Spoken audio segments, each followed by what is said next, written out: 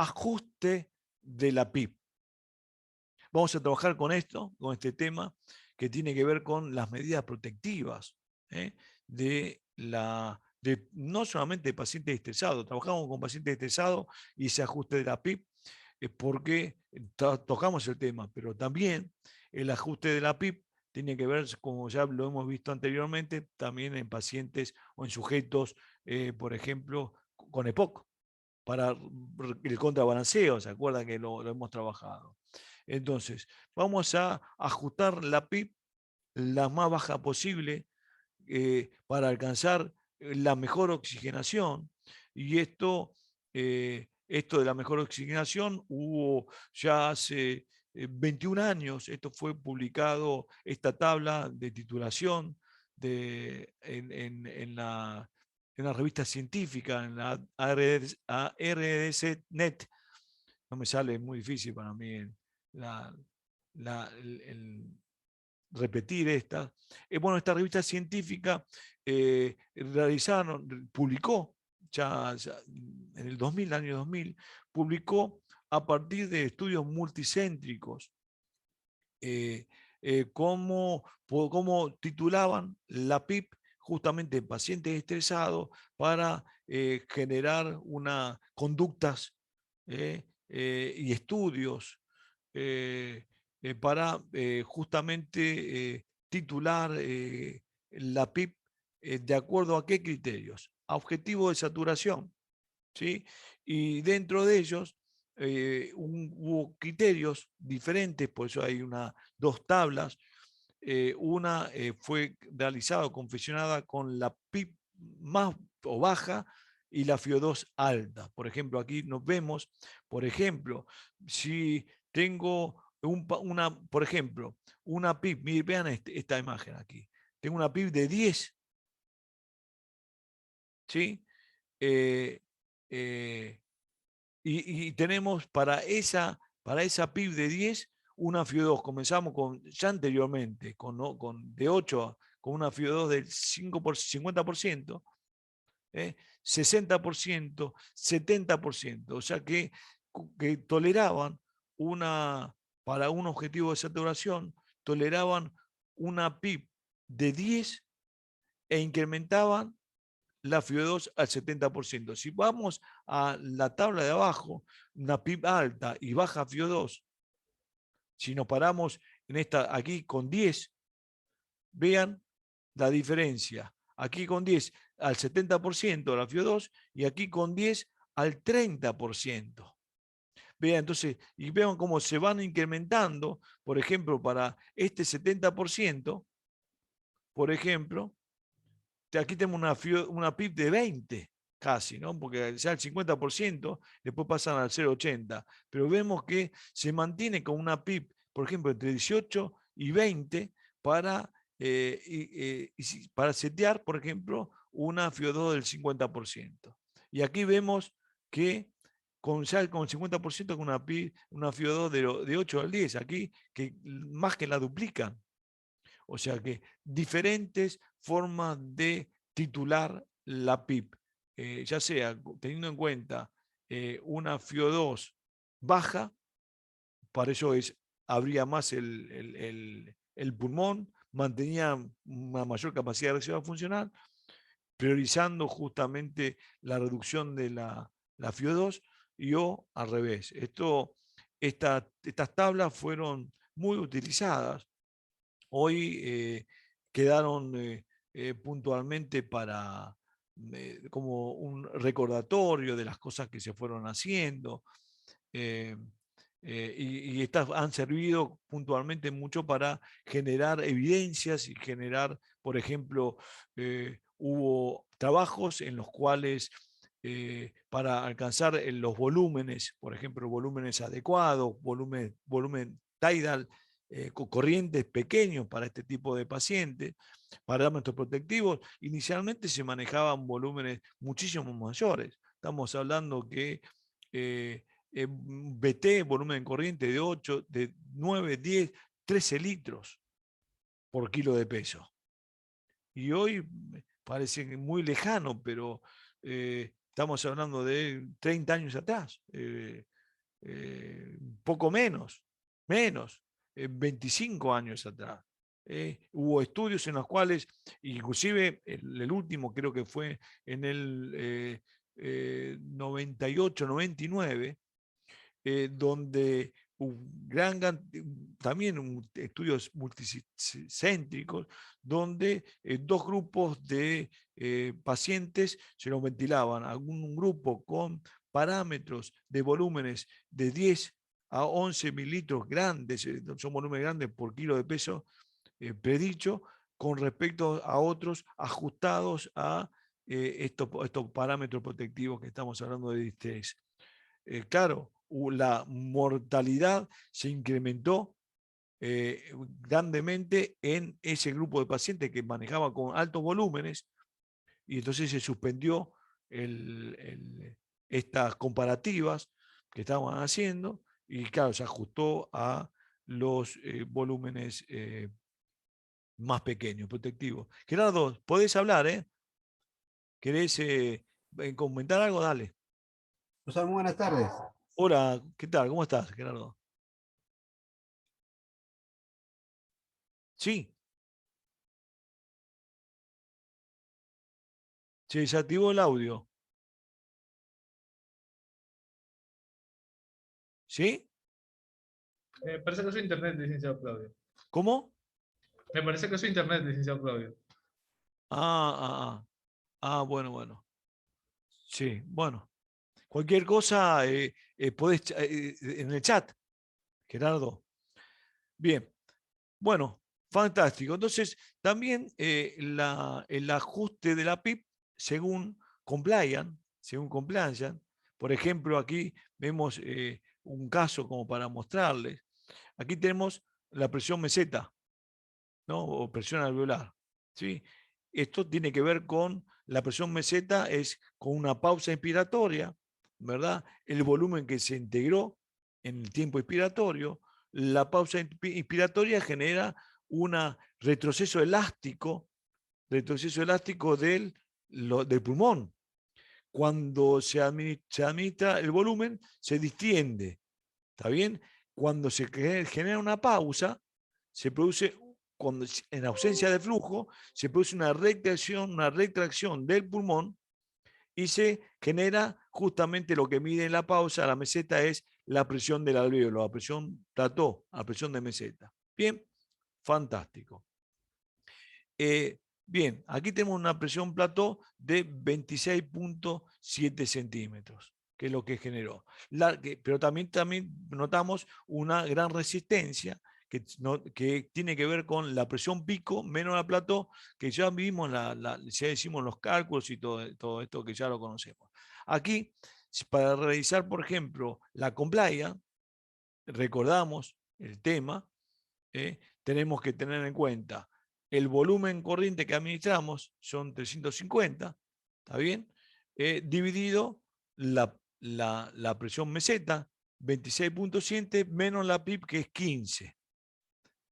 Este resultado, las máquinas lo hacen de manera automática cuando uno ingresa en los parámetros de medición pulmonar. Pero este es importante tener justamente ¿para qué? Para ir valorando esta situación, o sea, valorando cómo avanza el paciente en el tratamiento o en la mejora.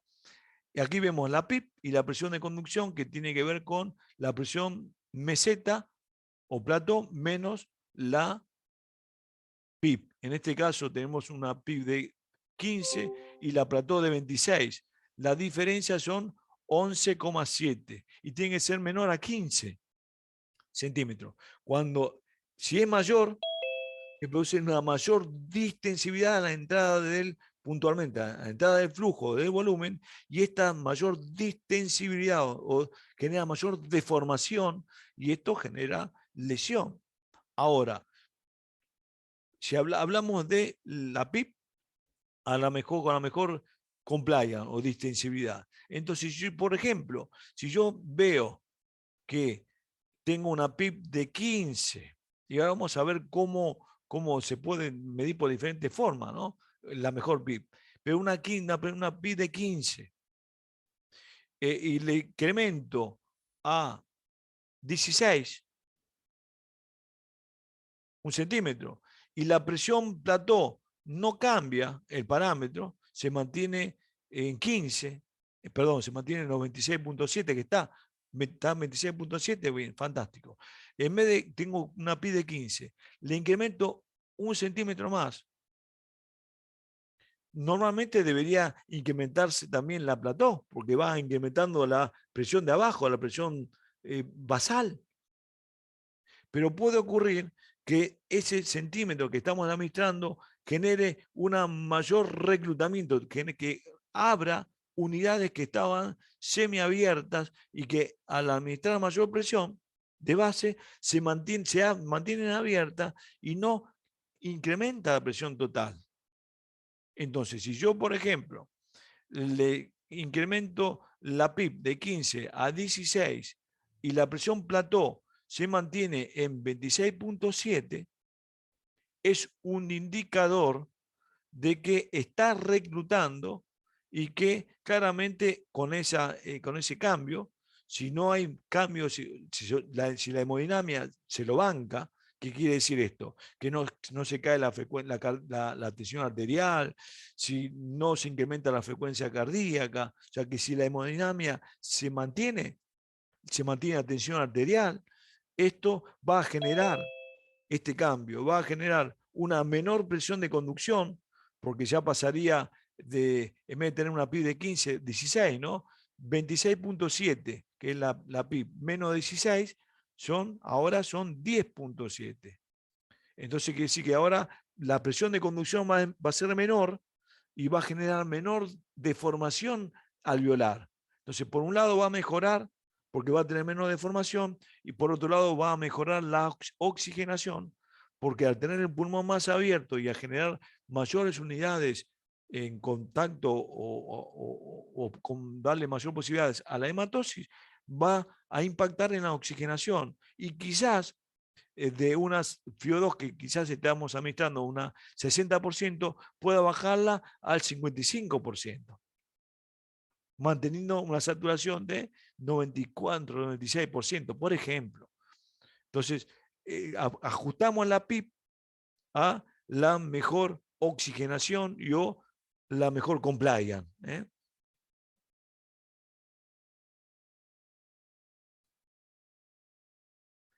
También podemos ajustar la PIB por la curva de presión, volumen.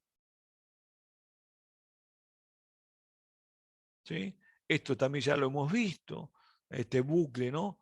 Presión o lazo, también lo van a ver como lazo o bucle, presión-volumen. ¿Sí? Aquí vemos la línea horizontal de presión, la vertical de volumen. ¿Sí? Vemos que una PI de 5, y ya hablamos de punto de inflexión inferior, punto de mayor compliance, punto de inflexión superior, que tiene que ver con la distensibilidad o sobre de distensión. Esto ya lo hemos visto, así que lo pasamos rápido. ¿Sí? ¿Sí? Optimizamos la PIB. Aquí vemos que tenemos una PIB de 5. Vemos que, de acuerdo al punto de inflexión inferior, que vemos que aquí en este caso está cambiando de dirección, ¿no? Como volvemos hacia atrás, aquí, ¿no? Aquí tenemos una parte horizontal y una parte vertical. En el cambio de dirección, con la convexidad externa, seteamos la PIB para justamente reducir o evitar lo que pretendemos, que sea el colapso expiratorio, el colapso al fin de la expiración. Por eso vamos a ver cómo se realiza, recordarle lo de cómo se realizan las mediciones. Pero aquí vemos que fijamos la PIB de acuerdo al bucle presión-volumen. Por supuesto que no el que se observa de manera dinámica, rápida, sino que hay que generar todo una medición con flujo mucho más lento, como esto. Yo creo que esto también ya lo hemos visto. Este es el bucle presión-volumen, ¿sí? Donde tenemos que setear justamente para poder administrar la mejor PIB se administra, se coloca en el equipo dos parámetros que son esenciales. Uno es el de volumen, cuando va a ser por un tema de seguridad. ¿Cuál va a ser el volumen que vamos a permitir como máximo que se integre al paciente? Que integre el pulmón. Bueno, en este caso, los parámetros protectivos, no más de 500 mililitros como volumen máximo inicial. Fantástico. Y la presión máxima que vamos a posibilitar, una presión máxima que es en la vía aérea. Y que podemos hablar de 35 o 40 centímetros. Fantástico, no va a haber problema en ese aspecto inicial. Entonces, comienza, separa de varias respiraciones, se deja mayor tiempo expiratorio, la máquina no genera, hay máquinas que cuando uno genera la administración de esta medición, la máquina permite que el aire saca todo el aire, 3 segundos, algunos diferentes, de acuerdo a los modelos, los equipos. ¿Para qué? Para comenzar de cero. Si yo tengo una PIB de 5, 8, 10, la medición va a ser desde cero. Por eso se va a dejar la máquina abierta, la válvula expiratoria, para que saque todo el aire que mantenga la PIB que tenga el paciente. ¿Está bien? Entonces comienza desde cero, flujo lento. Estamos hablando de 5 litros minuto.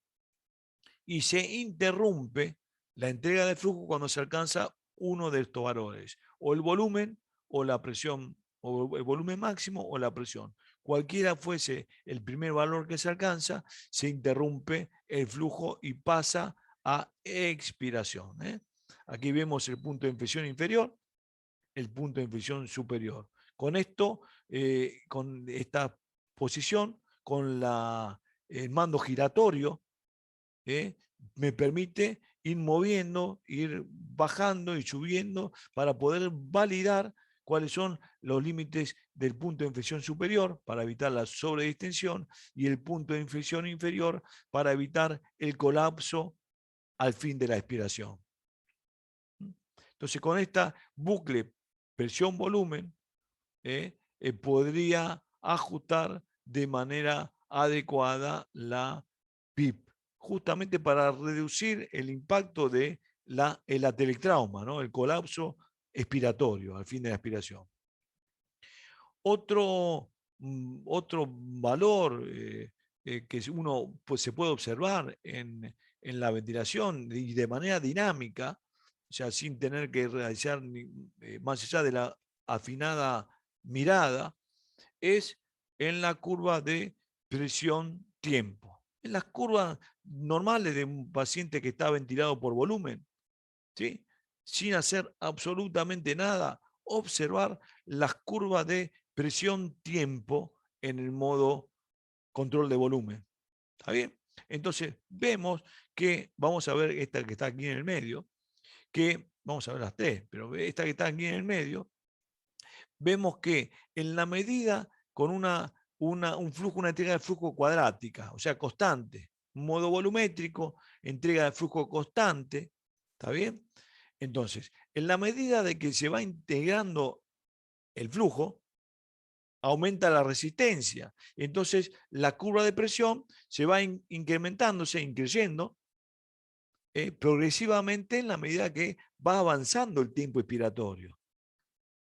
O sea, exponencialmente se incrementa hasta llegar a la presión pico, que es la máxima. ¿Está bien? Fantástico. Entonces, esta línea que se observa de la curva de presión, que incrementándose de manera progresiva, podría ser que fuese, estando el paciente sin hacer esfuerzo inspiratorio. El paciente no hace esfuerzo inspiratorio. Se observa el cambio de forma y se va generando una presión como esta, como la que vemos en el medio, que sería ideal. Entonces, el índice de estrés, o sea, ¿qué es el índice de estrés? Es puntualmente, es la valoración de las curvas de presión en modo volumétrico a flujo cuadrático para observar cómo se integra ese flujo que se está administrando. Si, por ejemplo, el flujo se integra y genera esta curva ascendente, rectilínea, ya en forma exponencial, ascendente, se habla de un índice de 3 igual a 1, que sería el ideal, o sea, la búsqueda de la ventilación en un paciente que está distresado puntualmente, uno busca en un modo volumétrico que la presión vaya subiendo y que genere esa presión que estamos hablando del índice de estrés igual a 1. Podría haber, estaba mirando acá, bueno, acá me faltó el círculo. Si la forma cuando se integra el flujo genera una curva así convexa, quiere decir que el índice de estrés es menor a 1. Y si genera una curva cóncava, vista de arriba, el índice de estrés es mayor a 1. ¿Y esto para qué? ¿Qué puedo hacer? ¿Y qué significa? Significa deformación o sobredistensión de los alvéolos. Por ejemplo, aquí, como cuando este índice de estrés mayor a 1, ¿qué significa? Que en la medida que va integrando el flujo, hay parénquima a nivel alveolar que generan esto que hablamos del tema pendular, el pendeluf, que tiene que ver con alvéolos que se abren y alvéolos que están en contacto con alvéolos que están cerrados.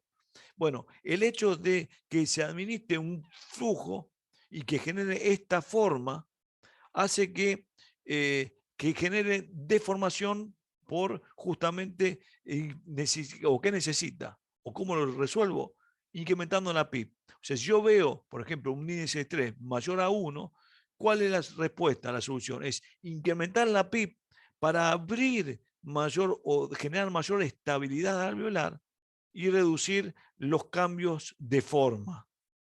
¿Está bien? Entonces yo vuelvo, una curva de presión en un modo volumétrico y veo que tiene, sin hacer esfuerzo inspiratorio, si hace esfuerzo inspiratorio ya no me sirve esto, tiene que estar totalmente sedado y relajado.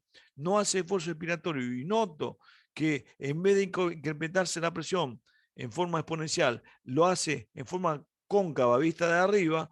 ¿Cómo lo resuelvo? Incrementando la PIB. O sea que a este paciente le falta PIB. O sea, voy a ajustar la PIB, en este caso, por el índice de estrés.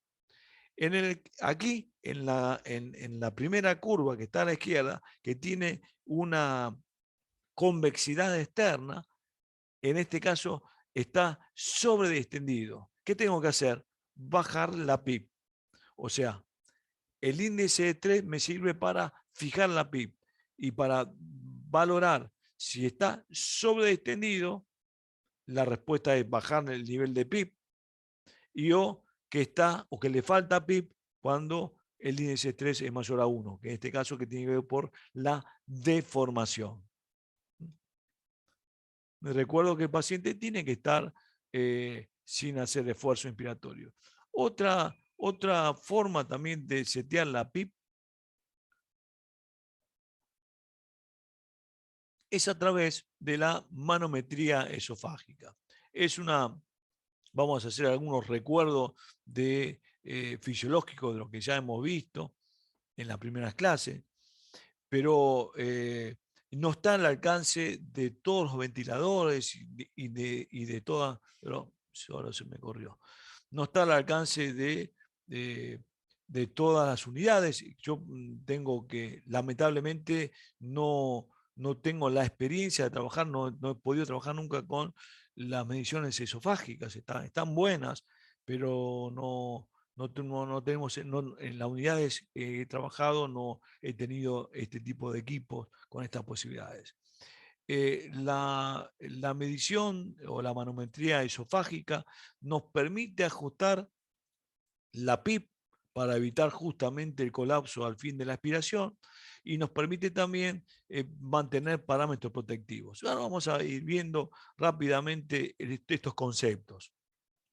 Entonces, antes que nada, para poder valorar o medir la presión esofágica, tengo que tener un catéter. específico. Eso por un lado. Y también tenemos que tener un instrumento de medición, también un ventilador para ello.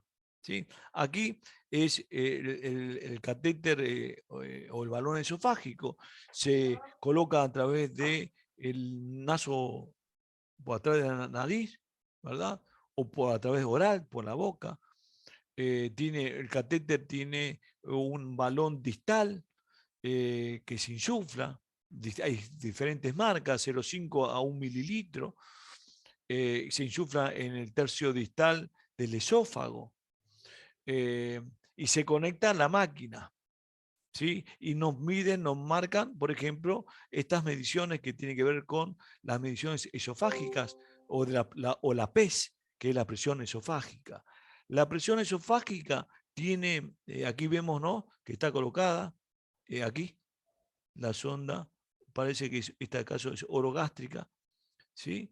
Y está conectada aquí. Y la medición es esta. La PES, que es la presión esofágica, tiene muchas ventajas o cosas. Por ejemplo, tiene, como está el esófago íntimamente, vamos a ver una imagen aquí. Aquí. Como este serían el corte, en este corte, vemos que el bronquio derecho e izquierdo, ¿sí? La carina está arriba, ya se empezó a dividir, y aquí vemos un orificio que es el esófago. ¿Está bien? Esta es la vía respiratoria, que aquí vemos los pulmones, y esto es el esófago. El catéter se introduce al estómago y después se retira y llega al esófago y se ven las ondas que se marcan cardíacas que observan justamente porque está el corazón en esa zona. Bien, ahora, esta proximidad que aquí vemos, la pleura que recubre el pulmón y esta proximidad que hace, digamos, al esófago, es justamente cuando uno mide la PES, la presión esofágica, que tiene que ver justamente con la cercanía. Y también porque el esófago es colapsable, es un órgano que se colapsa. Entonces, cuando se introduce el balón, aquí vemos, aquí el corazón ya no está afuera, ¿no? Para que se observe, aquí está el hueco donde iría la silueta, el mediastino, aquí está el balón colocado.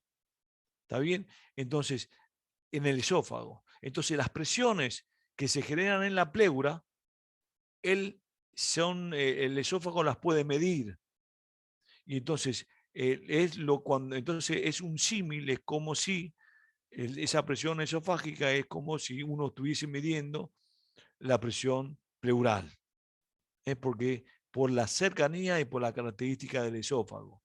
Esto que se ve aquí es lo que se ve en la tomografía aquí, que aquí no está colocado ningún balón, pero lo que yo estoy mostrando es la cercanía y lo que genera la posibilidad de la medición de la PES, que es la presión esofágica. Bien. Y genera, como decíamos, estos cambios, y ahora vamos a profundizar un poco más en ello. Aquí un recordatorio de la presión transpulmonar, que es la presión que realmente la presión de distensibilidad del pulmón. Decíamos que éramos en la primera clase que la presión alveolar, o la presión alveolar es lo mismo que la presión plató, ¿no? La misma, ¿sí? La presión alveolar menos la presión pleural.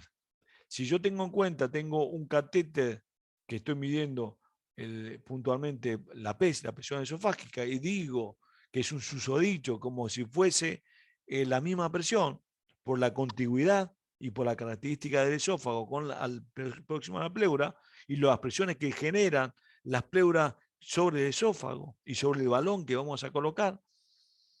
Entonces decimos, si yo tengo un catéter colocado para medir el esófago, ¿no? Y tengo acá una presión plató o la presión alveolar de más 11 en la presión de meseta y tengo un balón esofágico más 9,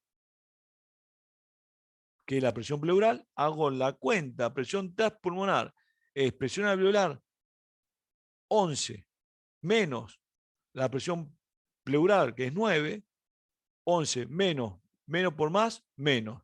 11 menos 9 es más 2. O sea que voy a tener al fin de la expiración, voy a tener una presión transpulmonar de 2 centímetros. ¿Qué quiere decir esto? Que al fin de la expiración no se va a producir el colapso. Recuerden lo que hablábamos de la presión transpulmonar normal, que era siempre positiva. En una respiración espontánea, la presión transpulmonar siempre positiva. A ver, ¿por qué? Porque la presión pleural es negativa. Entonces, si hacemos esta cuenta, siempre va a ser positiva y que siendo positiva, el pulmón está abierto. O sea que siempre la presión transpulmonar tiene que ser por encima de 0 para que esté abierto. Si en caso de que, aquí se ve, lo mismo que vemos acá, lo vemos en esta imagen de un equipo. Vemos con una pausa aquí se paró y entonces con la rueda giratoria, ¿no? Puntualmente para ir desplazando sobre la pausa que se generó en la imagen, que se detuvo la imagen, podemos medir, se puede medir y aquí, por ejemplo, esta es una curva de presión tiempo en un modo de presión, ¿sí? Curva cuadrática. Y que aquí notamos, estamos hablando de la PIP.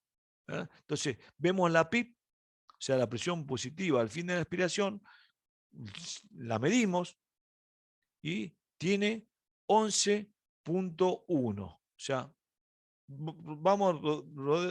giramos con la rueda giratoria y desplazamos. Y el equipo mide 11.1, que está aquí, la PIP. Vamos a la PES, que es la presión esofágica, que tiene una presión de más 9.5, que se ve aquí. O sea, vemos la presión esofágica que se incrementa, porque se incrementa aquí inicialmente porque la paciente no está haciendo ningún esfuerzo inspiratorio, está controlado. Entonces, en la medida que se va incrementando la presión, también se incrementa la PES, porque el pulmón se distiende justamente por el volumen que está ingresando. Entonces la presión se hace más positiva, acompaña a la distensibilidad del pulmón. Ahora, cuando se produce la expiración, llega hasta el límite, en este caso, de la PIP, diferente, pero cuando se produce la expiración, llega al límite. Entonces están midiendo qué está pasando en esa proximidad en la pleura. ¿Qué pasa con la pleura? La PIP es la PIP que yo seteo. Yo se puedo setear una PIP de 5, 6, 10. Entonces yo sé que adentro hay 10 centímetros, porque la máquina mide 10 centímetros. Pero yo no sé si es suficiente. Yo no sé qué pasa a nivel del alvéolo. Yo sé que hay 10 centímetros en el tórax, si se tiene una PIB de 10. Ahora, en este ejemplo, vemos que tengo una PIB de 11,5, tengo la PES, la presión esofágica, al fin de la expiración, tengo una presión positiva de 9.5. Entonces, y aquí lo que me está midiendo es la presión transpulmonar. Entonces, era fácil, ¿no? O era, según la cuenta que hacíamos, era presión alveolar al fin de la expiración. ¿Cuál es la presión alveolar al fin de la expiración con PIP?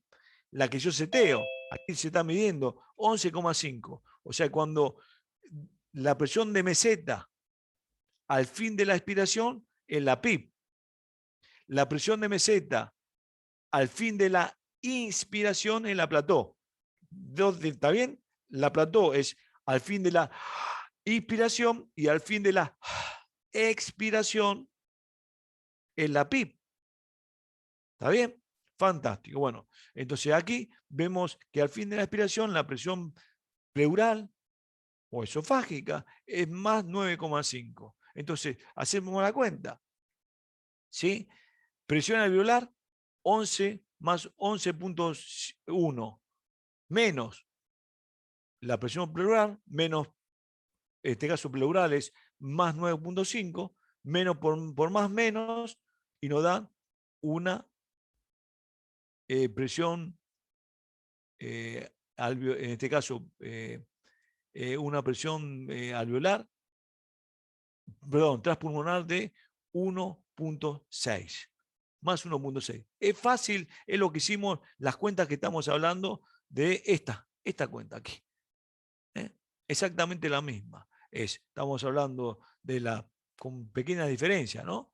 11,1, 11, la presión al fin de la presión esofágica, al fin de la expiración 9,5, que es lo que dio. Yo puse aquí 9 para hacer una cuenta redonda. Presión alveolar menos la presión pleural, presión alveolar que al fin de la expiración 11 menos la presión esofágica que era 9, ¿sí? Menos por más menos, 11 menos 9, 2, más 2. Y eso es lo que está dando aquí, en este caso más 1,6. ¿Está bien? Que es positivo. O sea que al fin de la expiración tengo una presión transpulmonar positiva. Entonces, ¿qué me está diciendo con esto? Que tengo el pulmón abierto. Vean, ahora veamos esta imagen. Yo tengo colocado una PIP, aquí la estoy midiendo, una PIP de, o la que está generándose, una PIP de 4,2. Este también es un modo de presión, ¿sí? Presión control, presión máxima, expiratoria máxima, PIP. Entonces en la PIP veo, teniendo la posibilidad de la medición del balón esofágico, pausa, o sea, se congela la imagen, con la rueda giratoria me pongo a medir las imágenes. Esto lo podemos hacer en simulador con otras presiones. Lo vamos a hacer, hoy lo podemos hacer. Vamos a ver si nos da la posibilidad el equipo, el simulador. Creo que sí. Bueno, entonces medimos aquí una PIP de 4,2. ¿Está bien? Aquí vemos en la PES, la presión esofágica, y tengo al fin de la expiración una más 6,4. Si hacemos, por ejemplo, lo mismo, presión alveolar más 4,2 menos presión, en este caso, pleural o esofágica más 0,4, nos da una presión transpulmonar de menos 2,2. Aquí se ve. La anterior se veía que estaba por encima y era positiva. En esta está por debajo de 0. Es negativa, menos 2,2. ¿Y qué significa esto? Que al fin de la expiración se va a provocar un colapso expiratorio y esto va a generar un atelectrauma. Entonces, ¿qué tengo que hacer? Aquí. Incrementar la PIP. Ahora, si yo incremento la PIP, paso de una PIP en vez de 4,2, la paso a una PIP de 6, 7. ¿Está bien? O sea, veo que me permite 7 y hago la diferencia de 7 más menos 6,4 va a ser positivo 1. O sea, tengo que hacer la cuenta, 1 centímetro. ¿Está bien? Casi 0,8. ¿Está bien? Y esto va a ser, en vez de estar negativo, va a ser por encima positivo. Y como es positiva la presión transpulmonar, voy a evitar que se produzca un colapso al fin de la expiración. Entonces ajusto la PIP de acuerdo a la PES, de acuerdo a la medición de la presión esofágica, y eso me va a permitir medir o valorar la presión transpulmonar para ajustar la PIP y evitar fundamentalmente el colapso al fin de la expiración. Aquí vemos cómo, digamos, la importancia de ese balón esofágico, de contar con él, porque aquí vemos dos tipos de pacientes. Uno se ve claramente con obesidad, ¿no?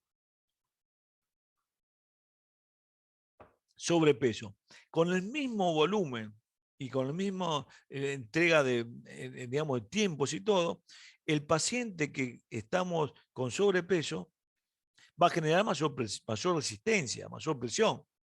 Y esa mayor presión va a impactar en todas las mediciones.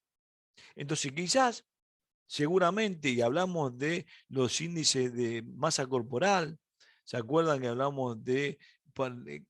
sí, sí, tocamos, creo que sí, sí, tocamos eh, eh, para, por ejemplo, cuando hablamos de sobrepeso o de obesidad mórbida, cómo tenemos que incrementar la PIB justamente para tratar de alguna manera reducir el impacto de esa resistencia que se generan y produce colapso expiratorio, justamente por esa presión. O sea, teniendo en cuenta este tipo de pacientes, lo que genera la obesidad y las presiones sobre la caja torácica hace que las pleuras, la presión pleural o la presión esofágica, sean positivas. Está bien, en vez de ser negativa, como uno conoce, sabe que una ventilación espontánea, las presiones pleurales son negativas, que es lo que mantiene la capacidad de funcionar. Sabemos de eso, la fisiología respiratoria. Ahora, este tipo de paciente con sobrepeso, y más tengamos en cuenta que por eso se daban en estos procesos inflamatorios generales y más los pacientes obesos que incrementaban la mortalidad en los pacientes de COVID por los procesos inflamatorios generales, porque están en una desventaja biológica y porque también generan alta resistencia por la característica del tórax y la conjunto y las presiones intraabdominales. Entonces, si yo midiendo la PES, la presión esofágica, puedo ajustar mejor la PIB. ¿Por qué? Porque puedo quizás generar una PIB elevada, 14, 16, y que sea lo necesario para un paciente que a priori no parecía que no lo necesita, pero se produce ese colapso expiratorio y genera teletrauma que le va a provocar lesión sin ninguna duda a ese tipo de paciente. Entonces puedo titular la PIB a partir de esto que estamos hablando. Por ejemplo, de la presión esofágica. Si yo veo ese paciente y tengo esta imagen, de aquí claramente veo que voy a tener que necesitar incrementar la PIB porque tengo esta imagen con la presión transpulmonar negativa. O sea que en esos pacientes me sirven, pero espectacularmente para poder darle un ajuste a la PIB ideal, ¿no? Por la manometría esofágica. Esto, los equipos tienen la posibilidad de las mediciones, se integra, se ingresa a mediciones transpulmonares y se ponen en cero, o sea, hay ciertos pasos que se van dando, que te marcan para poder aplicar y para poder medir la PES, por ejemplo, esa presión, la presión esofágica. También por tomografía se puede ajustar la PIB. Por tomografía, esto no es muy cómodo por llevar a los pacientes, modificar la PIB y llevando o ir sacando, teniendo en el tomógrafo los ventiladores y modificando la PIB para ver las imágenes, para ver cuándo está más y mejor abierto. Esto no se utiliza, es solamente por experiencias clínicas y documentadas, pero no, en la práctica es imposible. La tomografía por impedancia eléctrica dio muchísimos resultados, o sea, también no se tiene al alcance de todos los equipos, o sea, son tomografías que se hacen, ahora vamos a ver una imagen, eh, eh, que se colocan alrededor del tórax un cinturón con electrodos y esos electrodos generan a la hora de la expansión y la hora de ingreso de volumen, generan imágenes que se perciben en un monitor, y entonces uno puede valorar cuánto está abierto ese pulmón, cuánto ventila y qué zona ventila más y qué zona ventila menos. Y eso no es invasivo y se aprecia en un ventilador, por ejemplo. El ultrasonido pulmonar también, o sea, la ecografía también ayuda a la valoración de la mejor ventilación, ¿no?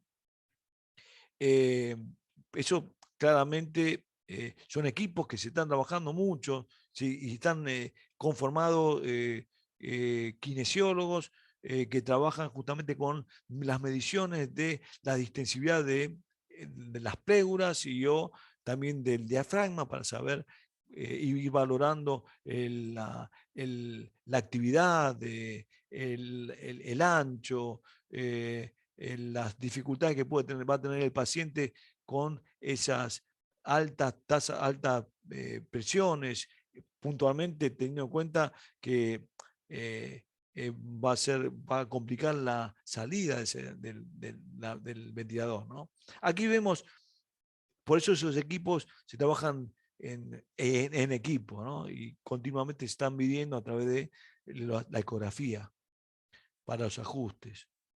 Aquí vemos el ventilador y son equipos diferentes. Aquí vemos que el paciente está siendo ventilado, ¿eh? y está conectado a un monitor con estos que hablamos de esos cinturones y está generando estas imágenes. Aquí vemos que está ventilado el pulmón, un pulmón, no sé si este es el izquierdo, el derecho, ¿sí? Y hay una parte del pulmón que no está ventilado, que está telectasiado. Claramente, si no, tendría que estar aquí cerrando y no cierra esta parte del pulmón. Si uno lo estaría auscultando, no entraría aire. Entonces, administramos la mejor PIP. Aquí vemos una PIP. Este paciente, a ver.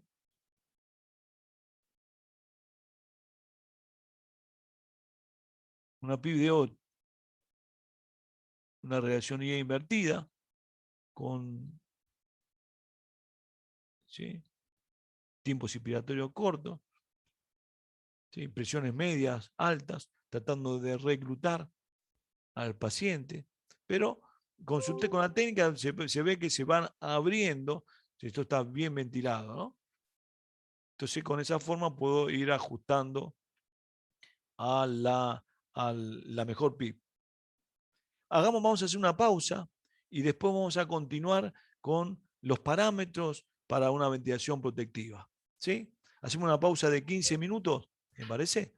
Claro, no hay problema, licenciado Claudio. Mientras tanto, Fantástico. listo. Mientras tanto, vamos a darle la bienvenida un momento al equipo de cobranzas para poder hacer el sorteo. Pregunta que Gerardo estaba queriendo hacer, que me parece que fue el problema del sonido, que consulta sobre si, acá estoy viendo en el chat, a ver, lo vi antes. Aquí. Pregunta si para el síndrome de respiratoria la programación de 4 a 6 mililitros por kilo está relacionado con el índice de masa corporal del paciente. No, no.